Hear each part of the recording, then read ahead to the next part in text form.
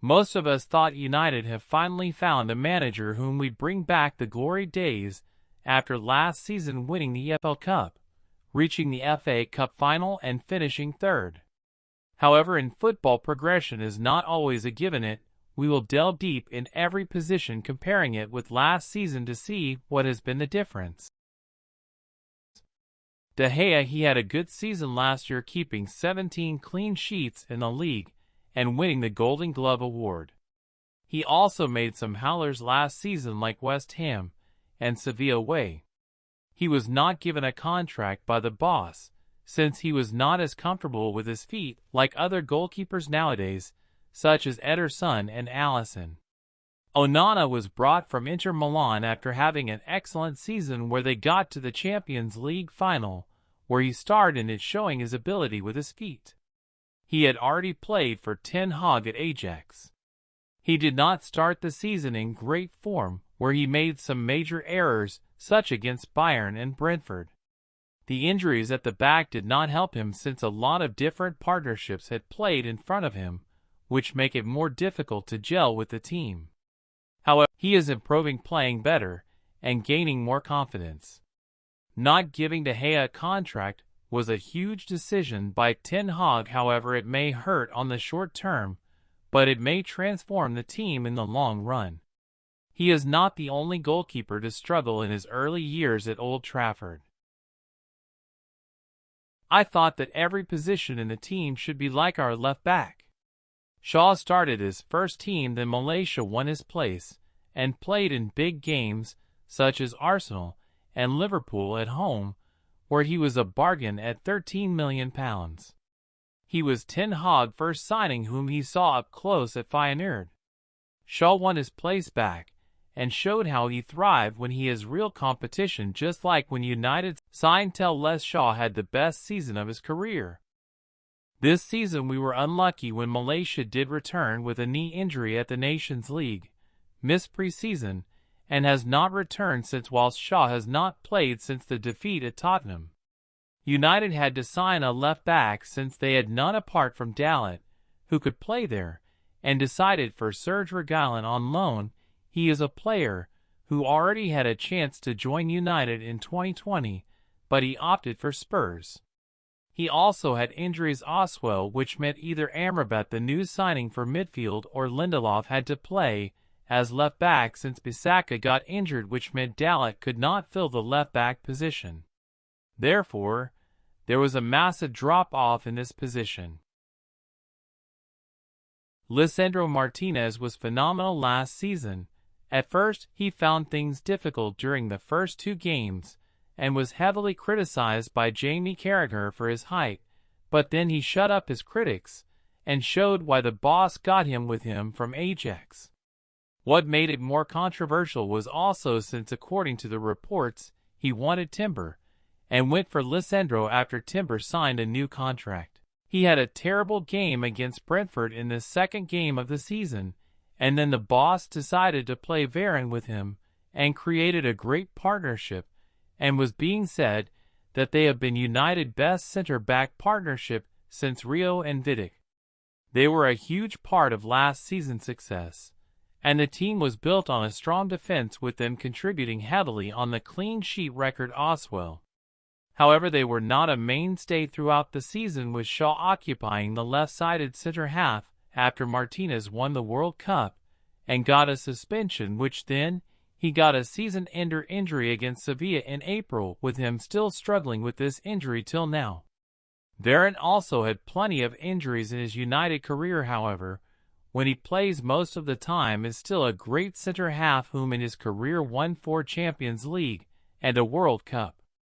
However, this season something went wrong with the manager, since in the Derby defeat he was placed on the bench to Evans and Maguire, with the manager stating it was a tactical decision.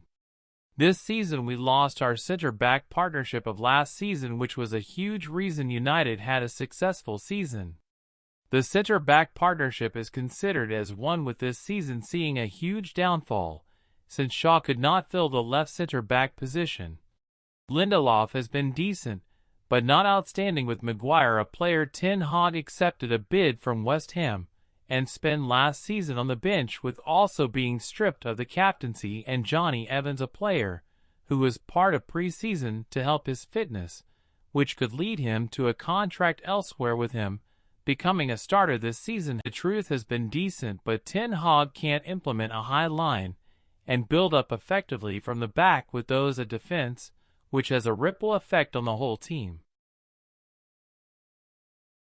In the first half of last season, Dalot was the starting right back, but after coming back with an injury from the World Cup, Bissaka came in the team and was rejuvenated under Ten Haag, becoming much better on the ball. Bissaka was being considered to be sold in January of last year, but he won his place back in the team and stayed there for the majority of the season.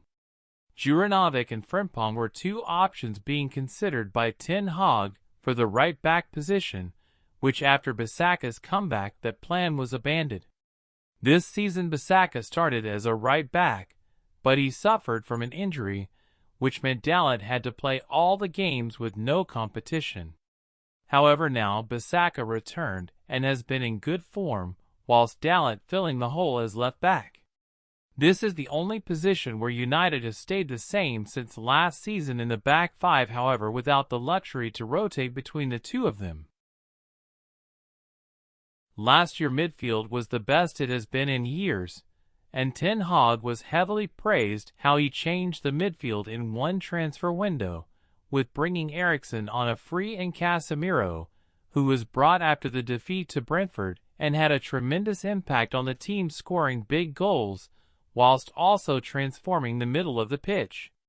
He was heavily criticized that he was coming to United for money after winning everything there is to win for Real Madrid, and being part of one of the greatest midfield trio of all time with Modric and Kroos.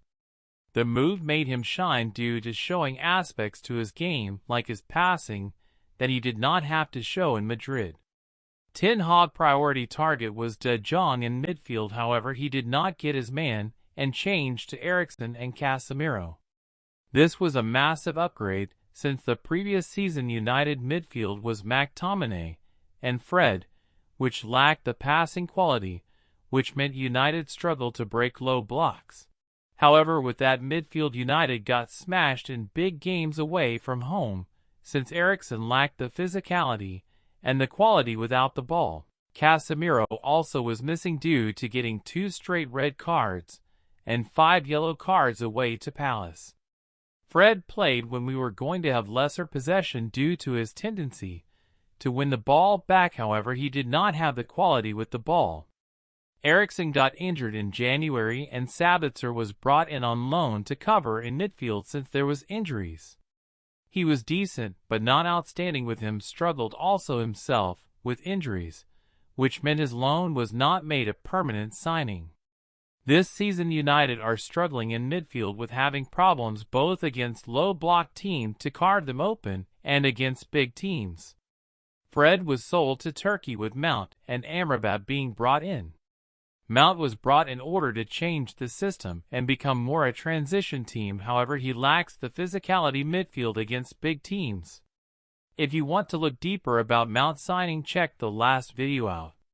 Amrabat offers the physicality, however he brought him late on deadline and have struggled to adapt. He should give better physicality against big teams, however the other midfield player, who can be paired with Casemiro, has also got injured. However, he did not start the season well either, due being overrun in midfield due to massive space he has to cover. I think this on the manager due to the system he is trying to implement, which makes it impossible for him to cover that much space. Mainu could also have been an understudy. He showed potential in pre-season, and Ten Hag seemed to have full faith in him. However, he got injured against Real Madrid in but in the last game against Everton, he showed the quality he has despite his age. The biggest proof of the downgrade in midfield is McTominay starting. A player who did not get a look last year was being touted for sale is starting after he scored a brace in injury time against Brentford. He has an eye for goal, but lacked the quality to be in United midfield. Eriksen, when he played, has been decent and much better than when he returned after the injury last year. Bruno last season had a much improved season than the one under Ole when he was sacked. He scored 8 and assisted 8 in the league. He also created the most chances in the league, but as we will get into further in this video, there was no striker to finish them. He was the vice-captain last year, but most of the time he wore the armband since Maguire was most of the time on the bench. Bruno is a player who is criticized a lot, however he plays all the time, therefore people take him for granted. In the league last year he started 37 games, with the only game missing was Villa away when United lost 3-1, which he missed due to getting 5 yellow cards. Last season, we also saw him playing a lot deeper, which we may also see this season due to having other players who can occupy the number 10 roles such as Mount and Eriksen. However, in my opinion, neither are better than Bruno. This year he became the club captain and already scoring some vital goals, such against Burnley, Forest, and the late winner at Fulham, with all being crucial to win 3 points. He is rarely substituted Oswell. This is one of few positions where United does not need to upgrade or buy a rotation player. In order for the video not to be too long, the video will be split in 2 parts.